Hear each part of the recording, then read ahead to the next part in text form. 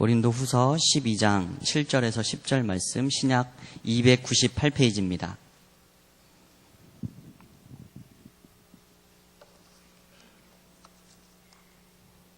고린도후서 12장 7절에서 10절 말씀.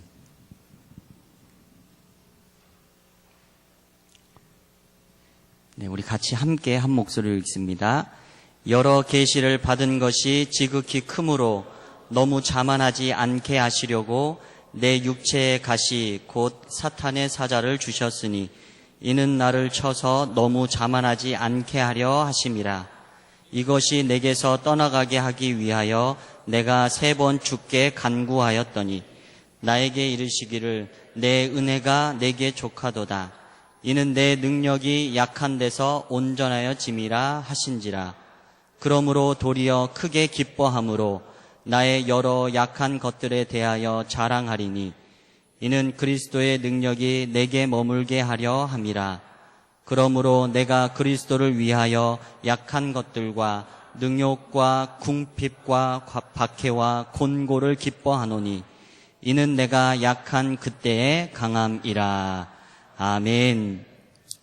이 시간 옆에 분들과 함께 인사하겠습니다. 만나서 반갑습니다. 만나서 행복합니다. 감사합니다. 네.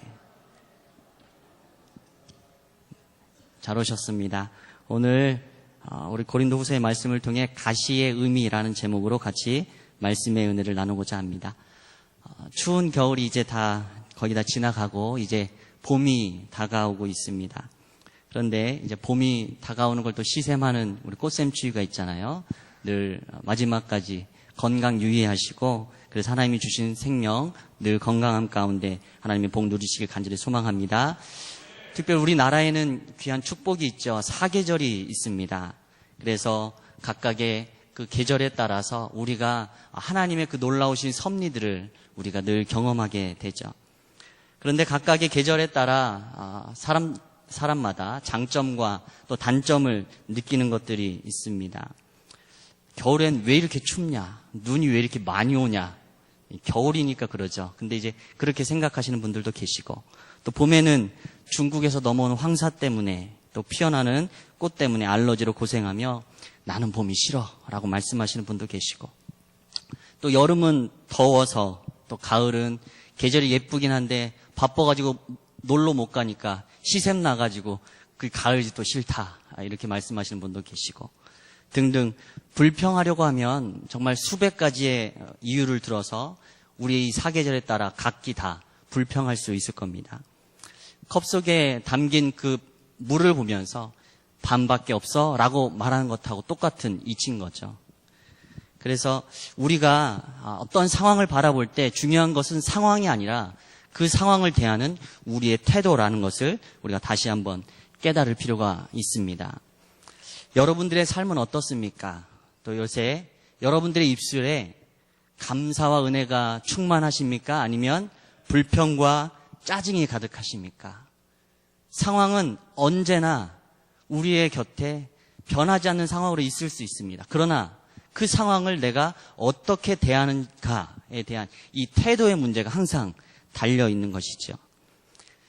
여름과 겨울, 낮과 밤, 또 인생의 기쁨과 슬픔, 이 모든 것은 하나님께서 필요해서 우리에게 주신 것인 줄 믿습니다. 시편 말씀에 보면 이런 말씀이 있습니다. 낮도 주의 것이요 밤도 주의 것이라. 주께서 빛과 해를 마련하셨으며 주께서 땅의 경계를 정하시며 주께서 여름과 겨울을 만드셨나이다. 아멘. 이 세상 자연 만물 그 사계절뿐만 아니라 우리 인생에 다가오는 우리 인생의 계절도 또한 동일하게 하나님이 주관하시는 줄 믿습니다. 기쁨과 행복이 있을 때에만 하나님이 나와 함께 하시는 것이 아니라 슬픔과 고통이 있는 그때에도 하나님이 우리의 삶에 함께 하신다라는 사실을 우리가 늘 기억하며 모든 것을 하나님이 주관하고 계심을 믿음으로 바라보시길 간절히 소망합니다. 일을 할 수 있는 낮만 좋은 것이 아니라 밤도 우리가 휴식을 취할 수 있는 재충전의 시간으로 보면 기쁜 시간이 될 수 있다는 것이죠. 두렵고 껌껌하고 그래서 무서운 시간으로만 불평할 것이 아니라 그렇게 생각할 수 있는 것이고요. 또한 직장에서 설령 해고당한다 하더라도 그 상황을 우리가 긍정적으로 잠시 하나님께서 내게 휴식의 시간을 주시는구나, 다시 한번 새롭게 출발할 수 있는 더 좋은 기회를 주시겠구나 라고 이렇게 믿음의 눈으로 바라보는 우리가 되길 소망합니다. 또 질병 때문에 혹시 고통의 시간을 보내는 분이 계십니까? 그렇다면 그 시간을 쉼의 시간으로, 또한 그 질병의 자리에서 다시 한번 하나님만을 의지하는 믿음의 자리로 나아갈 수 있음을 바라보며, 또한 하나님의 능력의 하나님, 치유의 하나님을 경험할 수 있는 기회로, 그 시간으로 만들어 가시는 우리 모두 되길 간절히 소망합니다. 오늘 말씀에서 보면 사도 바울이 자신에게 처해진 그 고통과 그 고통에 대한 자신의 신앙의 고백을 볼 수 있습니다. 오늘 7절 말씀에 보면 사도 바울이 일평생 육체의 가시 때문에 고통받았음을 알 수 있습니다. 이제 육체의 가시, 곧 사탄의 사자라고 표현된 그 구절인데요.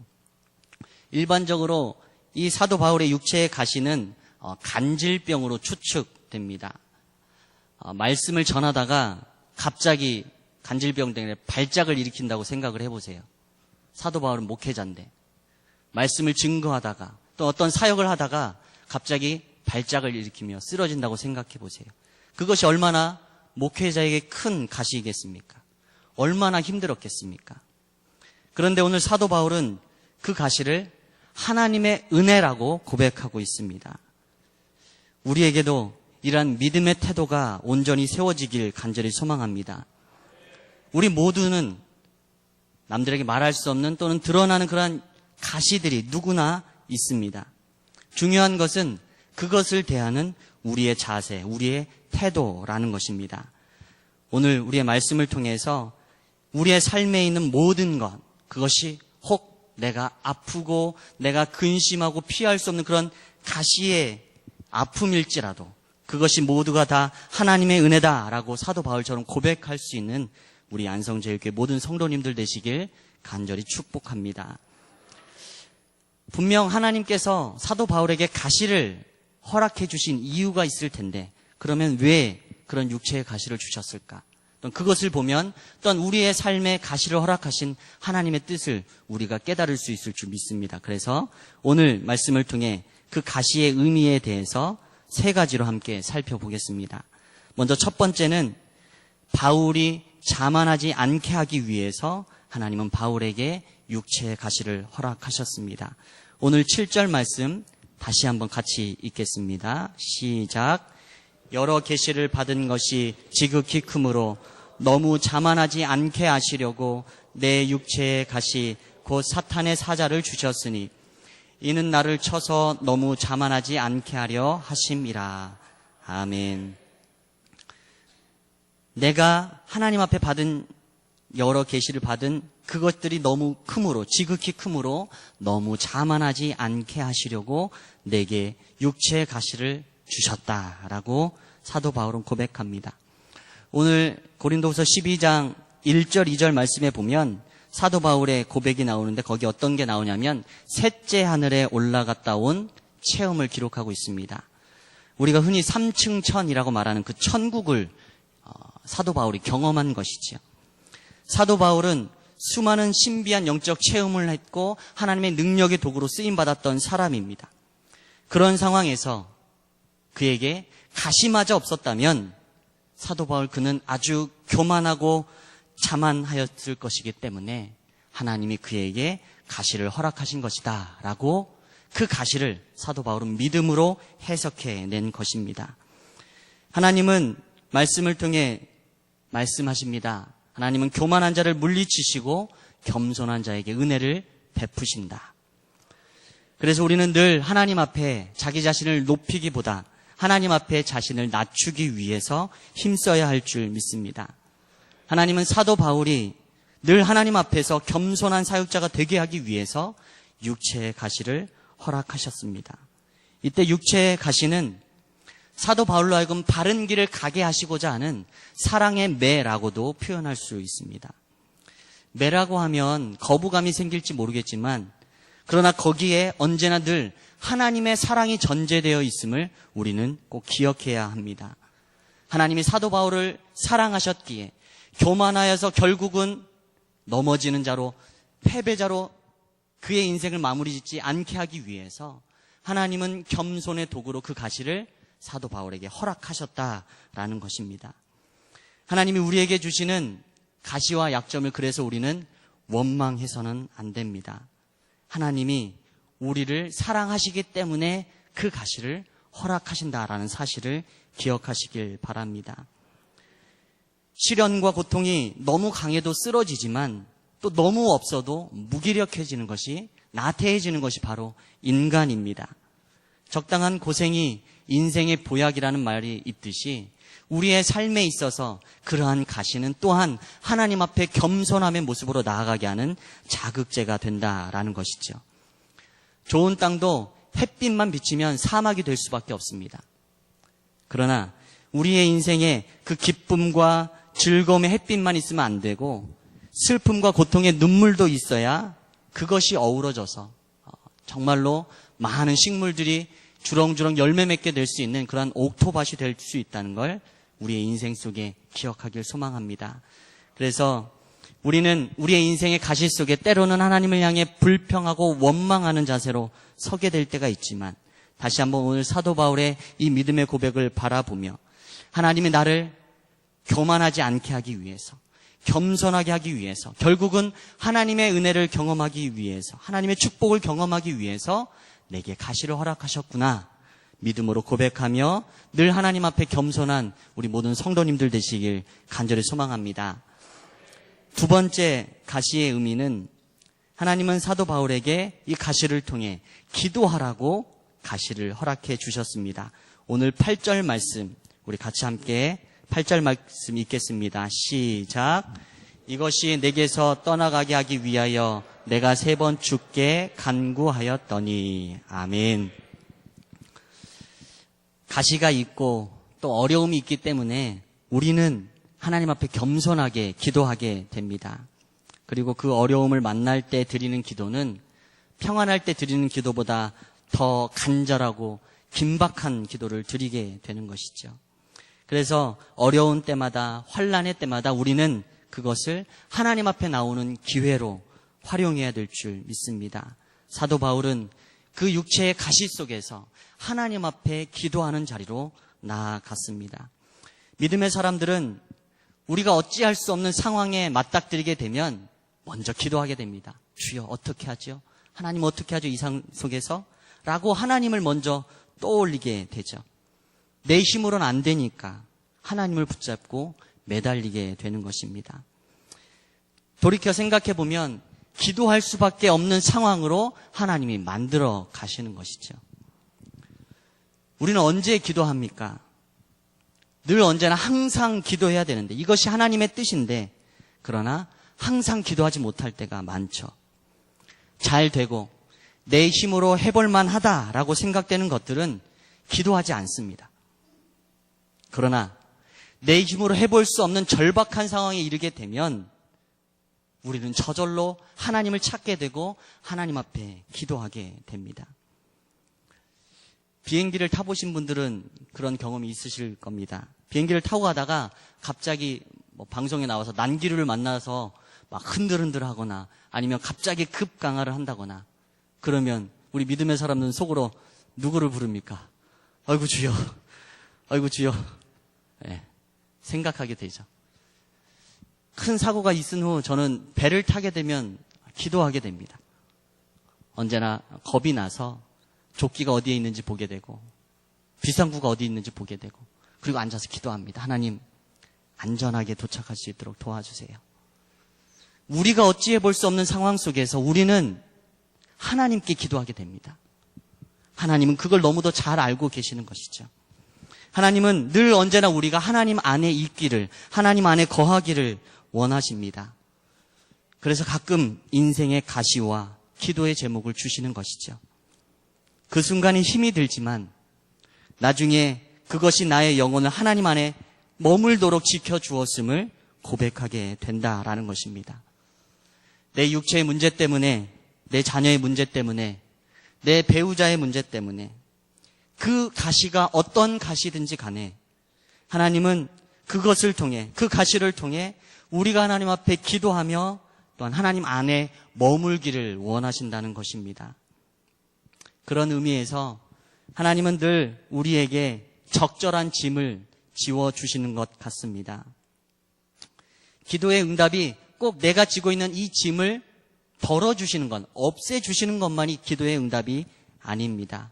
때로는 내가 생각하고 있는 문제, 이것이 없어지지 않더라도 하나님이 이 짐을 견뎌내고 또 뚫고 나갈 수 있는 힘과 능력을 주시는 것도 하나님의 응답으로 우리는 바라볼 수 있습니다. 가시가 사라져야만, 짐이 사라져야만 기도의 응답이 된 것이 아니다라는 것이죠. 예수님도 십자가를 지시기 전 마지막 그 겟세마네 기도의 동산에서 3번 기도하셨죠. 그러나 결국 예수님께서 하나님 앞에 기도했던 기도의 고백은 내 뜻대로 마시고 아버지의 뜻대로 되기를 원합니다 라는 기도였습니다. 그 십자가의 짐을 치워주시는 것이 아니라 그 십자가를 감당할 수 있는 힘과 용기를 예수님에게 허락해 주시는 것이죠. 그리고 예수님 묵묵히 그 십자가의 길을 걸어가셨습니다. 사도 바울도 오늘 말씀에 보면 3번 죽게 기도했다고 말합니다. 그리고 이 가시가 하나님의 뜻이라는 것을 깨달았습니다. 이 가시가 없어지는 것이 하나님의 뜻이 아니라 이 가시를 안고 하나님의 겸손하게 의지하며 살아가는 것이 내게 주신 하나님의 은혜이구나 라는 것을 깨닫게 되었다라는 것이죠. 기도의 응답은 내 뜻대로가 아니라 하나님의 뜻대로입니다.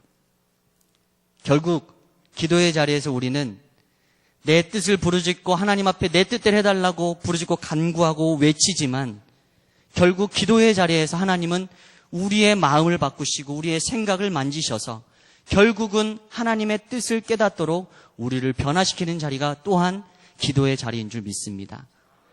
하나님께서 내 기도의 제목에 응답해 주셔야만 그것이 응답이 아니라 기도의 자리에서 잘못된 내 마음과 생각을 바꾸시는 것 또한 하나님의 응답이라는 사실입니다. 사도 바울은 자신의 육체의 가시 때문에 더욱 하나님 앞에 기도하게 됩니다. 그리고 그것을 통해 하나님의 깊은 뜻을 깨닫게 됩니다. 가시는 결국 하나님께 더 기도하게 만들고 하나님을 더 찾게 만들기에 그렇기에 우리에게 영적으로 유익한 것인 줄 믿습니다. 이런 예화가 있습니다. 아프리카 한 어떤 곳에서는 강을 건널 때 무거운 돌을 쥐고 건너야 하는 곳이 있다고 합니다. 물결이 세기 때문에 인간의 체중으로는 휩쓸려 떠나가는 거죠. 그래서 힘들고 낑낑대면서 무거운 돌을 껴안고 그 강을 건너가야지 무사히 건너갈 수 있는 것입니다. 그 무거운 돌을 쥐었기에 그 원주민이 생명을 유지할 수 있는 계기가 되는 것이죠. 왜 하나님께서 우리 인생에게 짐을 지워 주십니까? 세상을 살아가기가 힘들고 어렵지만 그것을 통해서 더욱 하나님 앞에 기도하며 네 힘으로 살지 말고 내 힘으로 살아라. 하나님께서 그것을 우리에게 말씀해 주시고자 우리 인생의 각각의 형편에 맞게 또한 짐을 지워 주시는 것이라 믿음으로 바라보시길 소망합니다. 그래서 인생의 가시와 또한 짐들 앞에서 기도로 하나님 앞에 더욱 힘써 나아가는 여러분 모두 되시길 간절히 축복합니다. 3번째, 하나님께서 바울에게 육체의 가시를 허락하신 이유는 약한 데서 하나님의 온전케 하심을 경험케 하시려고 그에게 가시를 허락해 주셨습니다. 오늘 9절 말씀에 보면 이렇게 말합니다. 내 은혜가 내게 족하도다. 이는 내 능력이 약한 데서 온전하여 짐이라. 아멘. 우리 같이 한번 다시 이 구절 읽겠습니다. 시작. 내 은혜가 내게 족하도다. 이는 내 능력이 약한 데서 온전하여 짐이라. 아멘. 어떻게 약한 데서 온전하여 집니까? 불가능하죠. 약한데 어떻게 온전할 수 있습니까?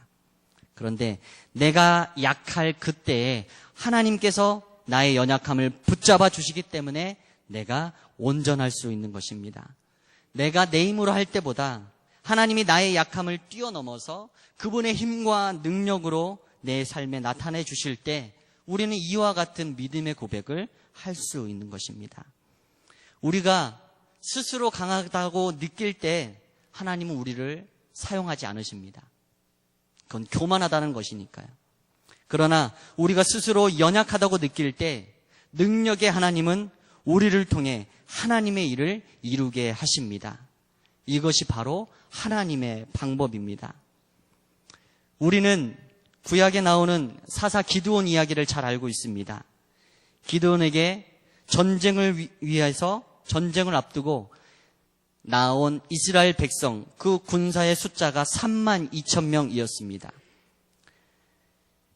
기드온은 그 32,000명을 데리고 미디안과 나아가서 싸울 수 있었습니다. 그러나 하나님은 그렇게 하지 않으셨습니다. 하나님은 기드온에게 말씀하십니다. 그 많은 백성 중에서 내 뜻대로 행하는 자 300명만 택하십니다. 그리고 모두 다 돌려보내십니다. 하나님께서 32,000명을 모아주시고 다 돌려보내고 300명만 남게 하신 이유에 대해 성경은 이렇게 말합니다. 백성이 너무 많은즉 내가 그들의 손에 미디안 사람을 넘겨주지 아니하리니 이는 이스라엘이 나를 거스러 스스로 자랑하기를 내 손이 나를 구원하였다 할까 함이니라. 아멘. 32,000명을 데리고 나가서 미디안 전쟁 가운데 승리하게 되면 이스라엘 백성들이 자신의 숫자가 많은 것으로 인해서 우리가 전쟁 가운데 승리했구나 라고 교만할까봐 그렇게 하지 않으셨다는 겁니다. 다 보내고 단 300명 가지고 그 수많은 미디안 적병을 이겨내게 하셔야만 이스라엘 백성은 그 속에서 하나님의 온전케 하심을 바라볼 수 있기 때문입니다. 바울이 깨달은 사실은 자신이 약할 때 하나님의 일도 약해지는 게 아니고 오히려 자신이 약할 그때에 하나님의 능력이 내게 더 강력히 더 충만히 나타나는 걸 경험했습니다. 사도 바울의 약함은 곧 하나님의 강함으로 나타났습니다. 이것이 곧 하나님의 방법입니다. 약한 데서 온전하여집니다. 내가 약한 그때에 오히려 강함이 경험됩니다. 이것이 바로 성경이 말하는 하나님의 방법, 곧 역설의 진리라고 말할 수 있습니다. 우리 함께 잠시 말씀 한 구절만 찾아봅니다. 고린도전서 1장 18절 말씀입니다. 고린도전서 1장 18절 말씀.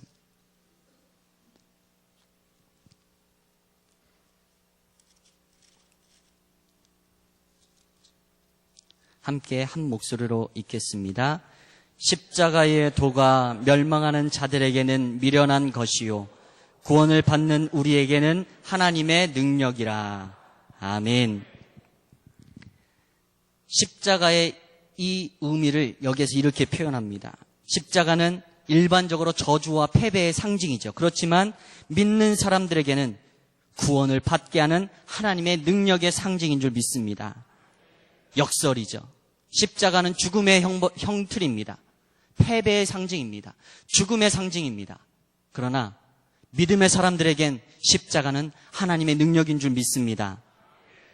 그 밑에 구절에 보면 27절, 28절 말씀에 이렇게 기록합니다. 하나님께서 세상에 미련한 것들을 택하사 지혜 있는 자들을 부끄럽게 하려 하시고 세상에 약한 것들을 택하사 강한 것들을 부끄럽게 하려 하시며 하나님께서 세상에 천한 것들과 멸시받는 것들과 없는 것들을 택하사 있는 것들을 폐하려 하시나니. 아멘. 바울의 가시는, 바울의 연약함은 하나님의 능력이 임하는 통로가 되었습니다. 우리의 약함은 하나님의 강함 가운데 온전하게 되어줄 줄 믿습니다. 하나님의 법칙이 그렇습니다. 하나님은 약한 자를 들어서 강하게 사용하시며 하나님은 미련한 자들을 택하셔서 지혜롭게 하시는 분입니다. 우리의 약함을 통해 일하실 하나님을 온전히 기대하는 여러분 되시길 간절히 축복합니다. 사도 바울이 오늘 말씀을 통해 결국 자신의 가시를 바라보는, 자신의 육체의 가시를 바라보는 자세를 기쁨으로 표현합니다.